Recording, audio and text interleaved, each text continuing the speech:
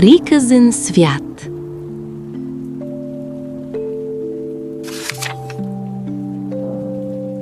Дядовата ръкавичка.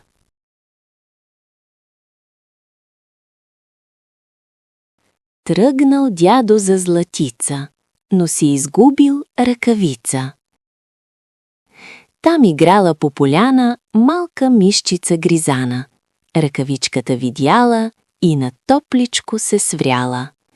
Ей го морен и подплашен, тича заю от горица. Спира го на пътя прашен дядовата ръкавица. Кой на топло там се гуши? Пита заю дългоуши. Аз съм мъничка гризана. Кой си ти? Та страх ме хвана. Аз съм зайче боязливо.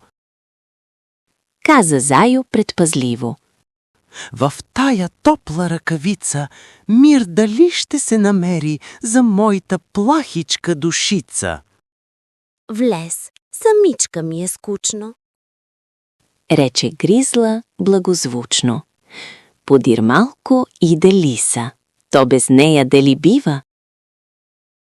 Насред пътя се кордиса и лукаво се подсмива. Кой е в тая ръкавичка? Пита хитрата комичка.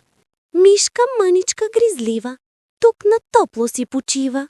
Заю, баю средногорски, скрит от лоши думи хорски. Ами, ваша милост, кой е? И защо ни безпокои? Аз съм златната лисица и желая да се стопля във вашата чудна ръкавица. Влез, макар че сме мнозина, но нали си ни роднина? Тръгна вълчо от гората. Поспешна работа в селата. Спира се на пътя прашен, гладен, настървен и страшен. Ръкавичката съглежда, да по души се навежда. Но съглежда я чешава и запитва той тогава. Чия уплашена душица крие се в тая ръкавица? Тук на топло си почива, малка мишчица гризлива. Заю, баю средногорски, скрит от лоши думи хорски.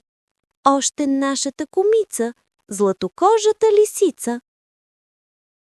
Ами, ваша милост, кой е? И защо ни безпокои? Аз съм вълчо от Балкана, гост желая да ви стана. Влез, макар че сме мнозина, но и ти си наш роднина. Подир малко всичките усещат, как земята разлюлява. Едра рошава мецана, в ръкавицата надникна и юнашки се провикна. Чия уплашена душица крие се в тая ръкавица? Тук на топло си почива, малка мишчица гризлива. Заю, баю средногорски, скрит от лоши думи хорски. Още нашата комица, златокожата лисица. Кумчо вълчо от Балкана ни гостува по покана. Ами, ваша милост, кой е? И защо ни безпокои? Аз съм рошава мецана, гост желая да ви стана. Влез, макар че сме мнозина, но нали си наш роднина? Сбрали се другарски, разположили се царски, в ръкавичката на друма и отворили си дума. Скоро дядо от златица се завърна да потърси своята топла ръкавица, че ако не я намери, баба ще се начумери. Крачи и подкашля притеснено. Насред пътя той се спира и душата му примира. Сърцето му се разтреперва. Гледа, гледа и не вярва. Ръкавицата му шава, миша главица се подава.